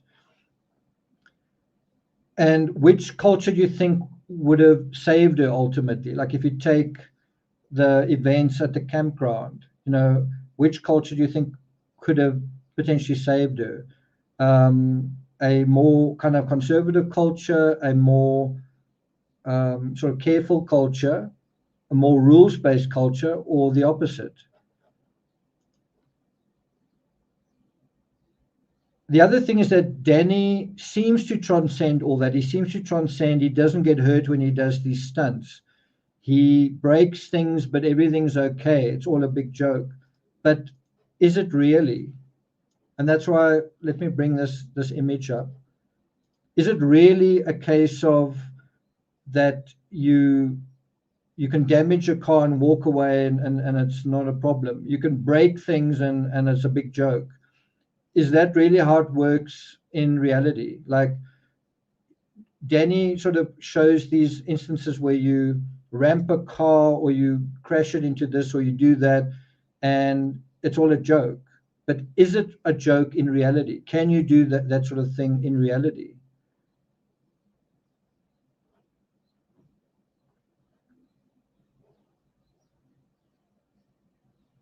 So the story behind this image that you see here is I went to gym, and the pool boy on the left, that's something that I wear when I swim. That's mine. It kind of fell out of my bag, and when I went into the gym, I didn't know that it had fallen out, and I saw one lying on the ground. I thought, is that my pool boy? And although they were basically similar, both blue and white, both a little bit dog-eared, but the one far more than the other, I thought, oh, I think that's my pool boy. But the one thing isn't the same as the other. There's a difference. You can say there's a subtle difference. Some people would argue, well, there's actually a big difference. How come you didn't notice it? Why didn't you notice something that was so obvious? Well, because it was subtle enough not to notice it. But it's actually quite clearly obvious that it's quite different. Yes, when you put it side by side. So when you put the culture side by side of Kiely's home life with Kiely's social media life, you can see it's very, very different. Does that make sense? And I think that reality hit home on September 6th, that you can act like there are no consequences. You can live it up like you're an immortal. You can defy the odds. You can party. Let me just go over there. You can party like Danny Duncan. You can get up to the antics that he was getting up to, and it looks like there were some sort of themed things. There was like a themed bar, and seems like there was a themed fight club thing going on, and all of these things that are sort of influenced by, to some extent, the media. You can kind of do that, but it actually has consequences. Like in Fight Club, there are no consequences to hitting one another, other than your face changes color. Well, in reality, you might actually break a bone, or worse. So it's basically, you can do SHIT like Danny or whatever, and act like there are no consequences. You can live it up like you're immortal. You can defy the odds until, unfortunately, reality catches up. That's what I got from Virginity Rocks. That's what I got from it. Anyway, MILF Patrol is another sticker. It refers to this band. Let's bring that up. And you can look at a couple of songs there. The Money Calling, Roll That Dice, Freestyle, Chillin' Like a Villain, Hypocritical. Hazel Eyes says, I'm sorry, all friends look out for each other. Hazel, I don't know if you can say they were friends. They didn't go to the same school. There was an age gap. They weren't like friends on social media either. So I don't know if they were, I don't know if they were really, I don't know if you could say they were like proper friends. Her actual friend wasn't there. So, her actual friend wasn't at the party with her. She went away with somebody else.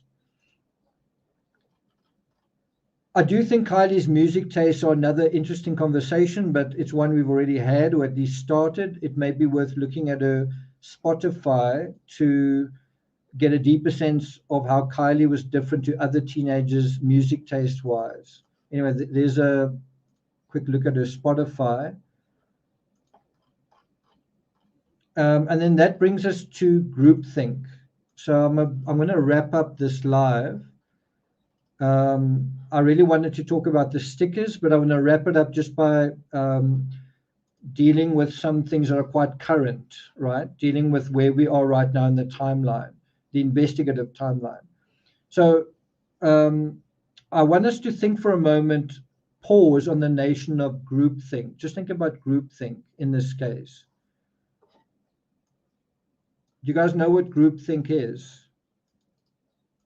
I'm pretty sure most of you do. Do you guys know what groupthink is?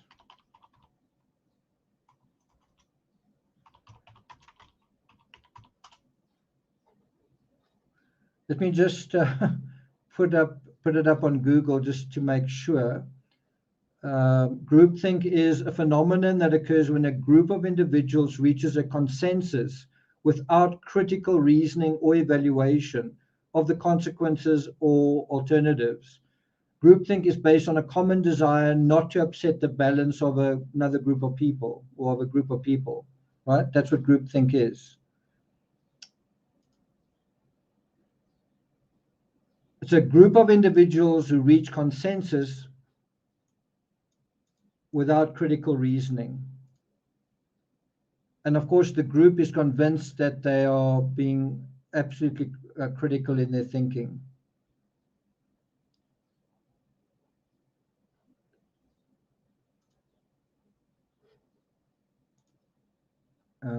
Where was I? Was I there? Okay, got it. So think about groupthink and law enforcement in this case. Law enforcement were and are obviously suffering from it. I mean, when you look at images of the army of folks searching for Kiely, all you needed was one person to be thinking differently, right? And in preparation for this live, I really wanted to show you the pictures of the searches where you, in some cases, see looks like 50 or 100 people, but I mean, you do see stacks and stacks of people that are searching for Kiely. And you really want to look at those images where you see literally an army of people. Unfortunately, I didn't have time to get to all of them because that really speaks volumes. When you see those crowds of searchers, and all you really needed was one person that is thinking differently, to be thinking properly, to be on point. You just needed one to say, why don't we just go to the last point, or why don't we just retrace if she took a wrong turn, or whatever. You just needed one person thinking critically in the right way. But instead, you've got everybody thinking basically the same thing, groupthink. And the attitude to the ping, for example, was groupthink in terms of the law enforcement approach, right? A big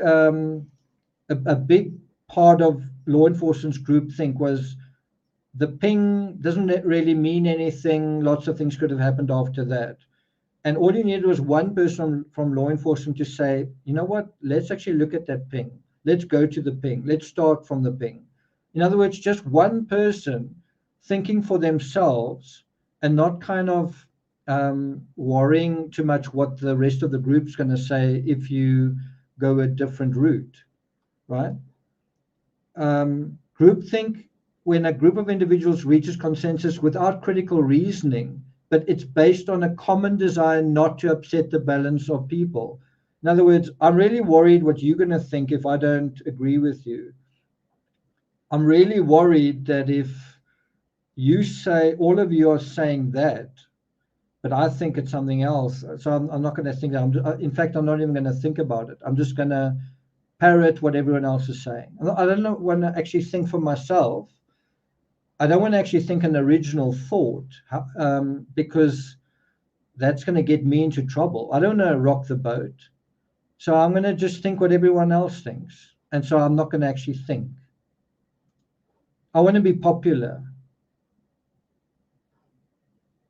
Right? And that's law enforcement, right? Do you think groupthink's happening anywhere else in the story? I want to be popular. So I'm going to think like the group thinks, right? You think there's any of that's happening anywhere else in the story? Well, the theme for Lord of the Flies is our civilization crumbles because of this lazy desire to be popular, and also the failure to think critically. Our civilization collapses into savagery because I don't really want to be part of your group anymore because it's not fun, and because I want to be part of another group that is fun, and we get to be savages. So I want to be popular, I want to be savage, and I don't really care about civilization. Well, look what you end up with. You end up with burning the whole island down and savagery. But hey, I was popular and it was fun while it lasted. Can you think of another? So we've spoken about law enforcement and groupthink. We've spoken about groupthink in the Lord of the Flies mythos. Can you think of another example? What about this? What about kind of the most obvious area? The 300 at the party. The fact that the 300 don't want to come forward, and there was almost a sense that no one came forward with anything about Kiely leaving the party, maybe because nobody actually did see her leave, but you got the sense that that whole group was sticking to their guns and no one was going to break ranks with that. That's also groupthink. But there's also the groupthink of the party itself, where we at the party, let's all get drunk, let's all do this, let's all do that. Groupthink again. And I hope you're not looking at this saying, you are responsible for groupthink. You are bad, you are bad. We are all victims of groupthink, all of us. We are all part of some or other kind of community. We all watch certain movies and whatever, and we are part of a groupthink here or there, right? We are all part of a groupthink. The hardest thing of all is to be a Vincent van Gogh who goes completely by himself. And he's like, I'm happy to be completely alone, completely rejected by society, completely kind of a loser, no money, no wife or kids or whatever. But I believe in the truth and I want to go in my own way. And I'm not a victim of groupthink, but I've lost everything. That you don't see that very often. You really don't see that very often. So what about social media right now? So what about groupthink right now in social media? I mean, isn't there groupthink in terms of foul play and groupthink in terms of an accident? While we were, and I'm including myself, while we were cycling within these communities, some random dude, and that's, by the way, how I think Nick Rinn described checkered TV. That's the word he used. Some random dude goes out there, has the scout mindset, right? The way that he should, right? He goes out there and finds something. Someone who's not thinking like everyone else goes out there, looks, and he finds something. Why? Because he's curious. No one else is, because they're stuck in groupthink. When you're in groupthink, are you curious? When you're in groupthink, are you curious? Are you trying to find more information, or are you just trying to defend your position? Yeah, that's quite a good point. Funny enough, Checkett called himself a knucklehead, and then I think AWP said, I'm still a knucklehead, in chat anyway.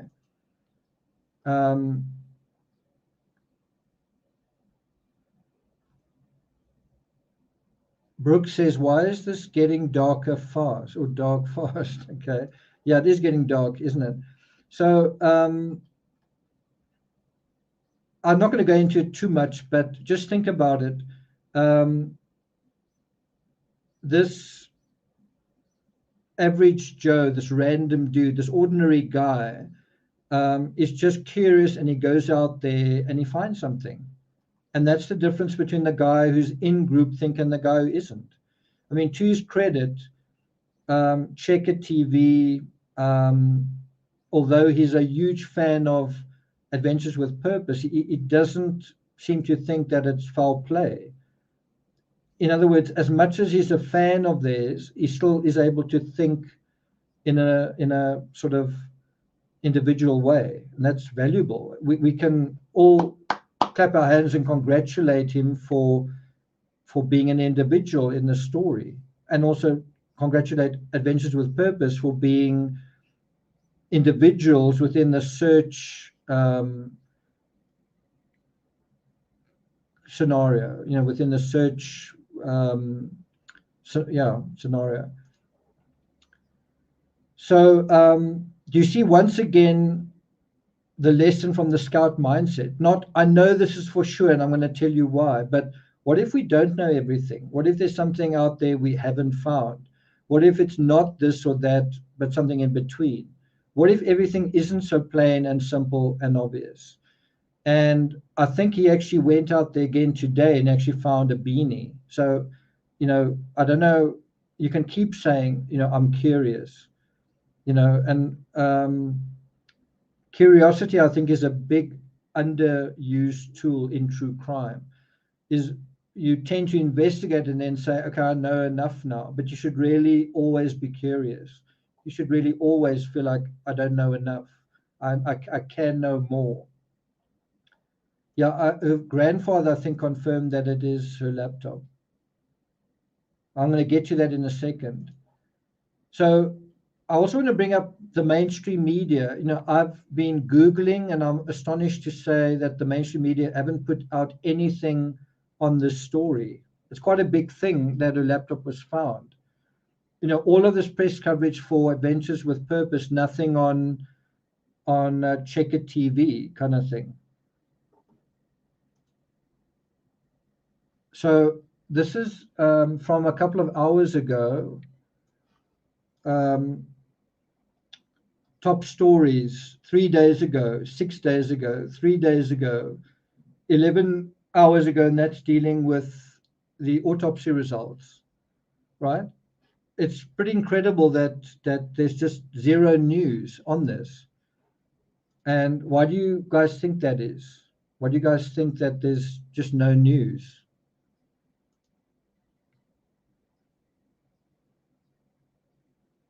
Brooke Carroll says, I think mainstream media doesn't want to make law enforcement look even worse. I think there's potentially another reason.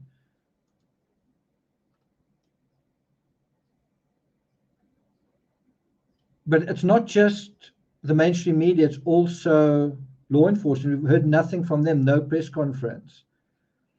I mean, the laptop discovery is a surprise, but what's also surprising is the muteness, the silence from these other authorities. Social media obviously hasn't been silent, and I think that's where the clue comes. So see if I'm on track here in this thinking. If you were a journalist that was covering this case and then you sort of stopped covering it after Adventures with Purpose covered it, found the vehicle, and then you're only paying superficial attention to social media, and probably you were thinking, well, they are really, the show's over, the story's over. They're really trying to milk this case kind of thing. I'm saying that's how a journalist probably would have thought about it. And then they would have seen that story about Sammy lawyering up, right? And then they would have said, that's probably not true, right? All I'm trying to say is the thing that prefaced the laptop discovery was Sammy lawyering up. Is it true that Sammy lawyered up? But what I think is certainly true is I think we're in the fake news phase of this story, right? Do you agree with that? Do you remember a creator who was saying that Kiely doesn't even exist? Do you remember that? So I think also if you were a journalist looking on kind of from a distance, but less and less and less, I think when you saw the whole Kiely didn't actually exist, I think you would have been like, okay, I'm done here. That's the end of the story. I'm not really going to pay any more attention. So after Kiely doesn't exist, well, now a laptop's found. It's easy to imagine that's not true. And that brings us back to these buoys that sort of look like one another. How can you tell the difference between what's true and what's not true? Where is it now?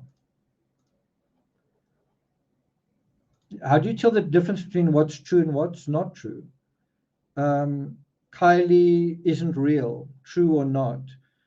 Sammy Smith lawyered up, true or not? Kylie's laptop's been found, is that true or not? How do you tell the difference?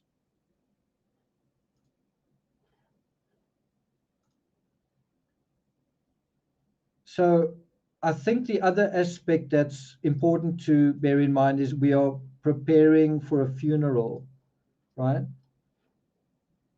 We're preparing for a funeral.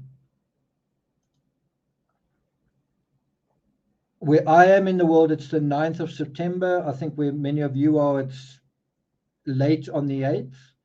But basically where I am, one day from now, it's the celebration, Kylie Rodni's celebration, but it's basically the funeral. And I think that is what everyone in that area are thinking about.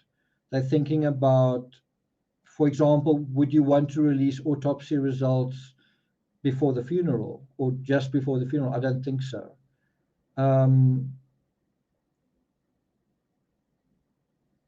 That is what I think is going on right now. And I think there's a certain amount of respect being applied by law enforcement who don't want to make statements because the funeral is about to take place, and also the media, the local media, because of what's about to take place, because it's quite a closely knit society.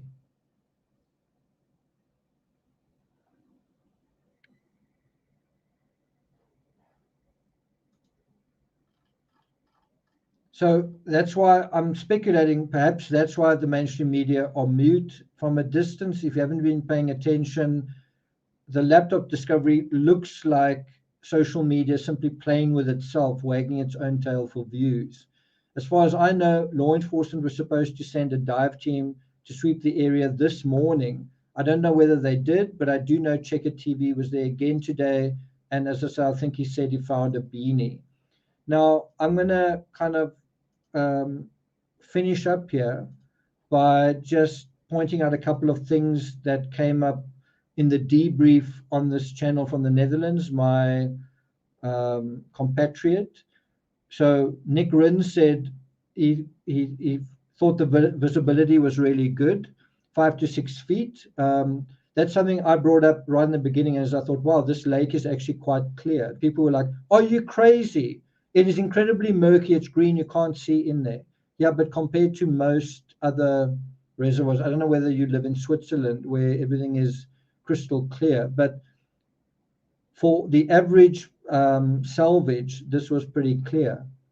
And also, if you were trying to purposefully hide a vehicle in a lake that's quite transparent, maybe that's not the best idea.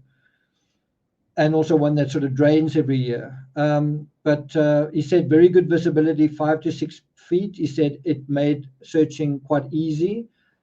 He said they typically search in chocolate milk conditions, and I think that's kind of a reference to the color of the water. It's kind of like a brown, kind of looks like chocolate milk. It's the same sort of color. It's a brown sort of soupy thing. I've swum in it. It's definitely not fun. He also said the reservoir went down a total of, he wasn't sure exactly how much, but it had gone down a lot. Maybe 8 to 10 feet. So that also made Checker TV search a lot easier.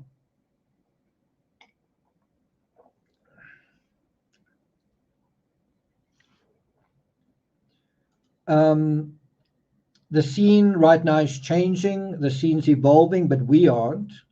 We also think we can look at a body of water and know what's in it, even though we can't see so well underwater, even with the right equipment. It's just a reminder we're mortals, we're not gods. Just like we can make mistakes, we can think we've seen everything and know everything. We don't. We haven't. In the same way that we've made mistakes thinking about this case, Kylie could have made a mistake thinking about what she needed to do when she left. Another thing that was interesting was Nick thought that the vehicle was back facing, and I think that contradicts what Doug said. So Nick said, I think a graphic was shown, and Nick said, I seem to remember the vehicle was the back was facing the lake, right? And that's not what Doug said. So it's quite frustrating that we've got such not inconsistency, yeah, but basically, yeah, it's so frustrating that we've got inconsistency on such obvious things. Like it's now is it two or 3 weeks after all of this, we don't even know which way the vehicle faced. I mean, that's also frustrating. Yeah, Doug said facing toward the water, the front. Nick said the back was facing toward the lake.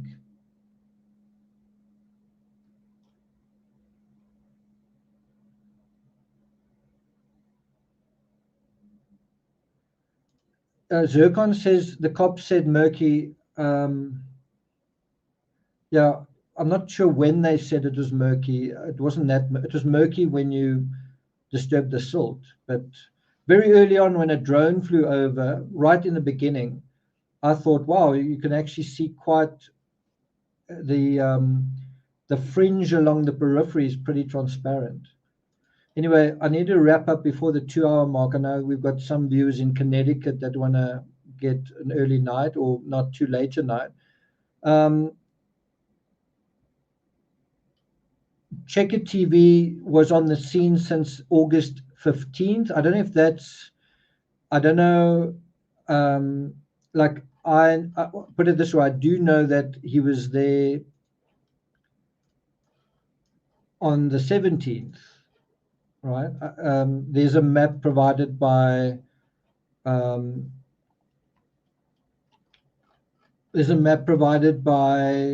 Terry Dean, and I think that is part of the route that he took, but that was on the 17th. I've you know, blocked out the rest of his name because I assume he wants to remain private. But maybe I don't know something. Maybe he was there before that. So anyway, he has been there for a long time. From even if it was the 17th, it's almost a month later now, right? Quite a long time to be searching and in a way fruitlessly. And then in the end, he's certainly found something. So the other thing that I think we've had confirmation on, but I'm not sure, you guys can maybe tell me, have we had confirmation now that the passenger door was kicked out?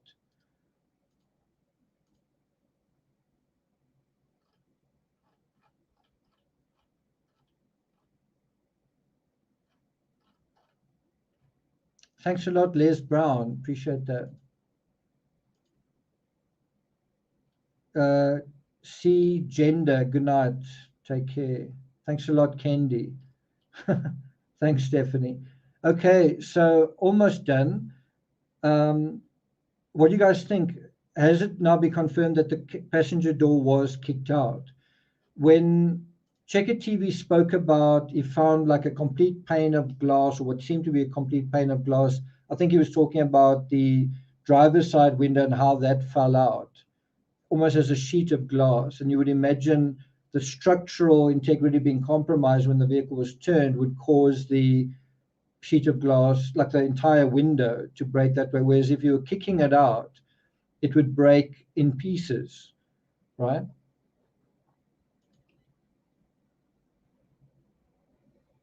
Stephanie says, I never heard about a door.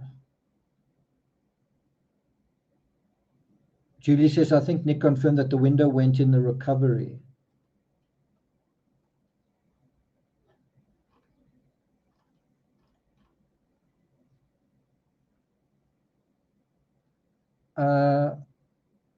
Well, Sandy says, please contact them for an interview. I feel it disrespectful to discredit them.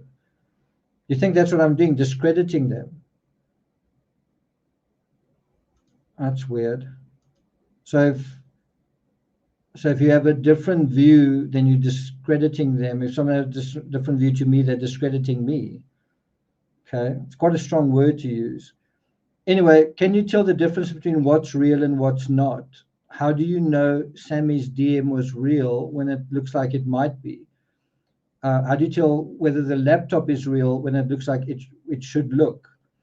I think the fact that Checkit summoned law enforcement or asked his viewers to call the cops, and the fact that a friend of Kylie's was on scene and apparently a grandfather and father too, I think her father was there today. We can see, and we can see where he is, where he's supposed to be. All of that leads us to believe it's genuine. But the fact that Checker TV hasn't identified himself, hasn't told us his name, that does lead to some doubt. You can imagine in any situation that that's the case. A witness who won't sort of give his name and surname can sometimes lead you to think, well, and that happened in the AWP footage with the guy called, I think, also Nick, right at the beginning. And you might say it's not because of that; it's because they want their privacy respected. But in any situation where there's a court case or a journalist, you go on the record, you state your name and surname. It's like, I'm prepared to say who I am because the truth matters, right? That's the murky, muddy side of social media, where social media says, it's okay if you don't say who you are. Well, that opens the door for anyone saying who they are, anyone making a claim, right? That's why it's important. I mean, you can understand privacy issues, but you can also understand the other side to it is anyone can come along and make a claim if they don't need to substantiate it.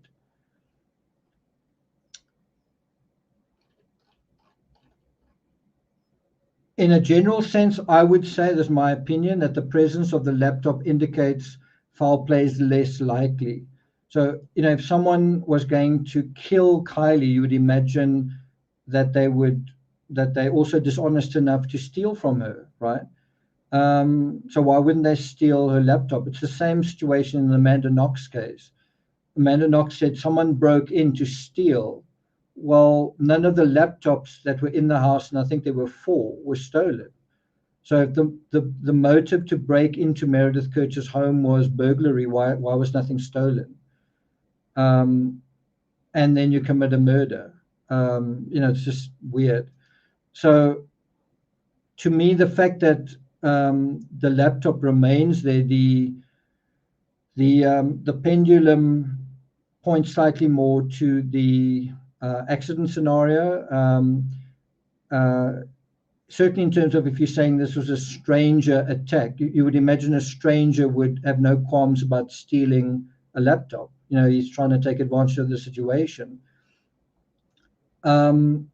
The strap or belt poking out of the rear of the hatch is another question, though. Is it a seatbelt? And this is from Grizzly True Crime. This is an image that comes from that channel. Just do that. I hope she doesn't mind me referencing it here. So that's the underwater shot. What is that there? I think this screen grab comes from Grizzly True Crime. And so the question is, what does that tell us about everything? Is it a seatbelt? Certainly looks like the right size and color. Is it a cargo strap? Is it the sleeve of the black hoodie?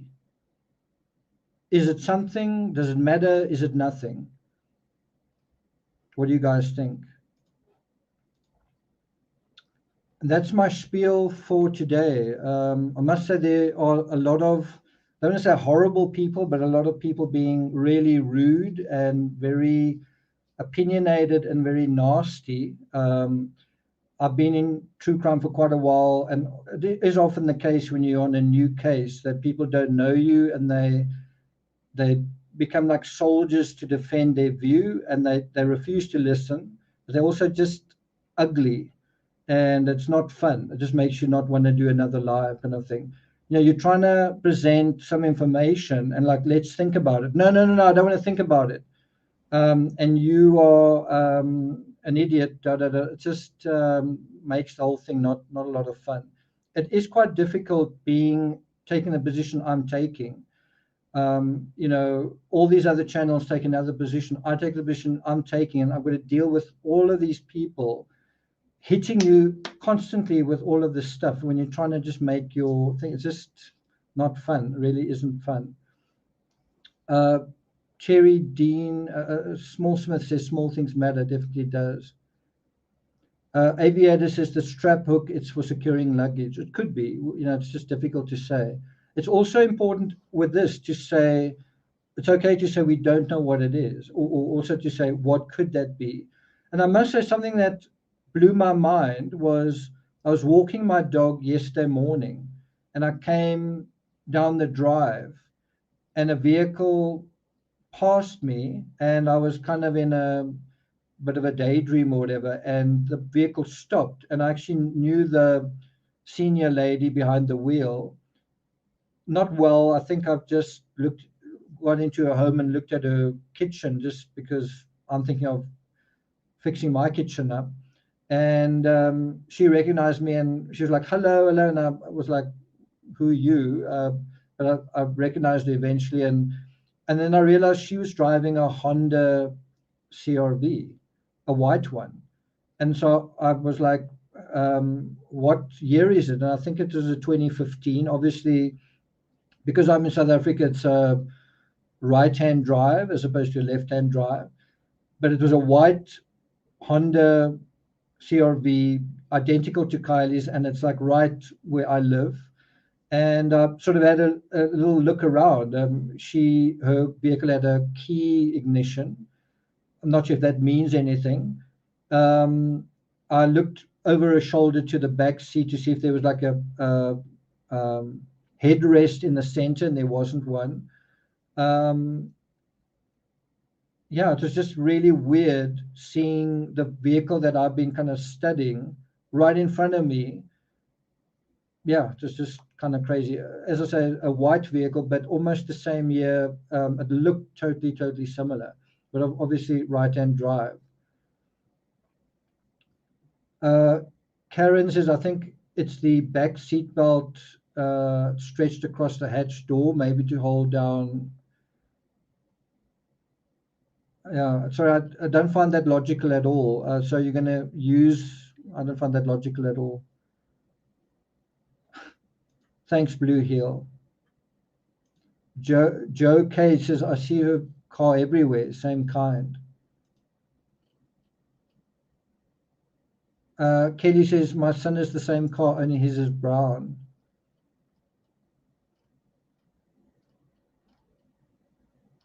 Liesel says, Nick, do you think leaving the laptop and hairbrush was sloppy police work? Definitely. There should have been a sweep. Yeah, I mean, can you imagine if they just found that before they even found the vehicle? Sorry, they wouldn't actually have done that because it would have been inside the vehicle. But if they just found that after the vehicle was immediately taken out, I mean, what have law enforcement been thinking these past few days? Where's Kiely's hairbrush? Where's Kiely's laptop? Where's this? Where's that? Well, I think she was abducted. The abductor took souvenirs. We have strong reason to believe she was abducted because these souvenirs from her were taken. So if that is the route law enforcement were taking, and it's hard not to imagine that, they had to have known in terms of an inventory of things that Kiely had that are still missing. Well, what other way to explain it than a stranger took it? Now, can you imagine if it came out with a statement that you thought it was an abduction, but now he has an innocent explanation for that? So I wouldn't be surprised if law enforcement feel they need to be really, really careful. The other side is if they felt it was an accident all along, but here's some information that doesn't make any sense, that points to something else. What's the answer? Big question mark. So I think they've needed to be careful.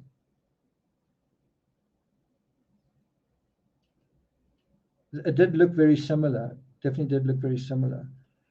Okay, I need to let you guys go so that you can go and sleep, especially Stephanie, who's in Connecticut.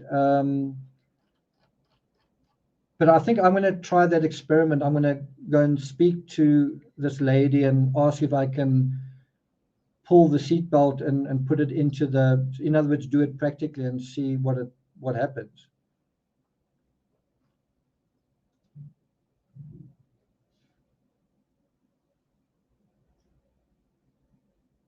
Thanks, Liesel. Angel says, I agree with you. Accident, facts, and critical thinking. Lisa says one of the belts is 9 feet long.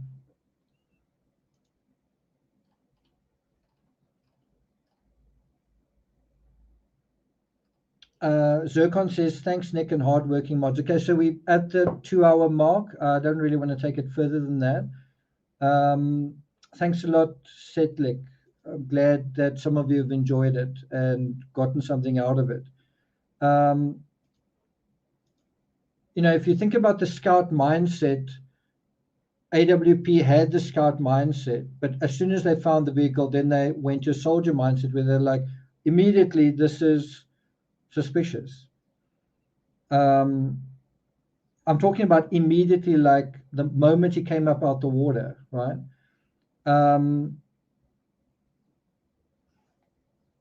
It's important to keep an open mind, and it's important to be curious, and that's what Checker TV has just shown. Anyway, I want to thank the mods here. Stephanie, I know is here. I'm not sure if Sharon is still here. Sorry about that, Sharon. But anyway, the other members not there yet, Les Brown and so on. And then also the subs and new subscribers. If you are convinced it's a foul play scenario, you may get some value out of watching my material just to test the counter narrative where you say, yeah, but I'm not convinced about that. And I had a friend, he died last year. I felt like he used me so often for that because we so often disagreed with one another. So he would ask me things and I would have these arguments and these reasons with him. And he found it useful to have some of these conversations in order to think in a more comprehensive way. In other words, so that he wasn't a victim of groupthink, so that he could also make up counter arguments that he knew he was going to deal with, right? That may be, it's always useful to think about the counter narrative. Why is it true? Why isn't it true? Why could it be true? Why could it not be true? That's always why I find Lifetime movies worth watching, because certain things resonate and you say why, and certain things don't resonate and you also ask why not. It's important to second guess and to not only think about your bias and your view, but another view. To entertain an opposing view in your mind is always worth doing. In true crime especially. Okay, so I'm going to wrap up now. Carol says, are we thinking that AWP has something? No. Healthy debate, absolutely.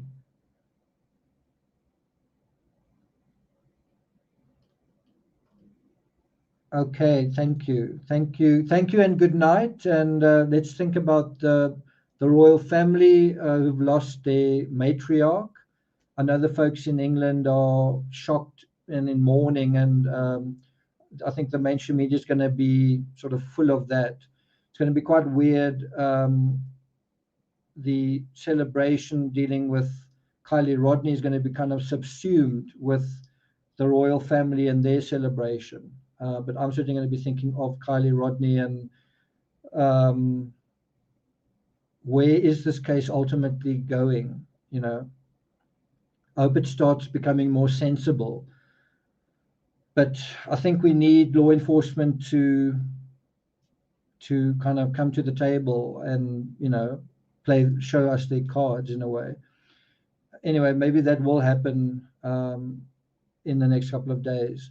Okay, guys, thanks a lot for listening. Thanks for the super chats. Thanks for your support. Sweet dreams. See you guys next time. Ciao.